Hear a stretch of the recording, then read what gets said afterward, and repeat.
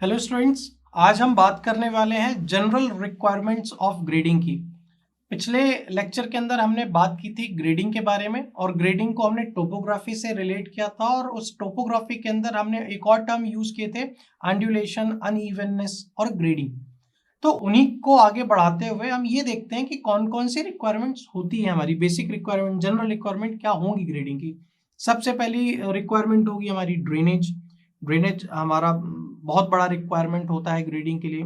दूसरा cut and फिल्स, earthwork के लिए ये बेसिकली जानी जाती हैं कि कितने कटिंग होनी है, कितनी फिलिंग होनी है। प्लस अब इन सारी चीज़ों के लिए, क्लियरिंग के लिए, ग्रेडिंग के लिए, कॉम्पैक्शन के लिए हमें इक्विपमेंट भी यूज करने पड़ेंगे, तो वो भी बहुत इंपॉर्टेंट है। प्लस उसके साथ साथ दूसरी रिक्वायरमेंट क्या हो जाएगी, ग्रेडिंग प्लान्स।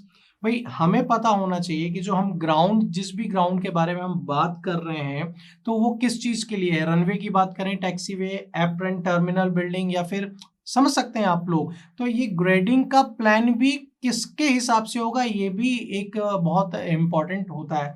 उसके बाद आपका आ जाता है ग्रेड लाइंस।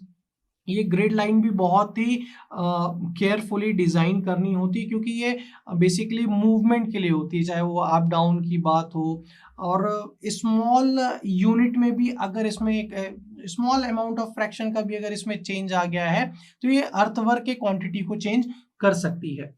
उसके बाद ग्राउंड नियर लैंडिंग स्ट्रिप, ये एक ऐसा बेसिकली एरिया होता है, ये एंड में कंसिडर किया जाता है और बहुत ही ज़्यादा प्रिकॉशन के टर्म्स में इस एरिया को कंसीडर किया जाता है, ताकि यहाँ पे कम से कम डैमेजेस हों एयरक्राफ्ट वगैरह के, और कोई भी ऐसी अनसक्सेसफुल लैंडिंग या फिर टेक ऑफ ना हो, या फिर ओवरशूट हो जाए, अंडरशूट हो जाए लैंडिंग के टाइम पे, मतलब।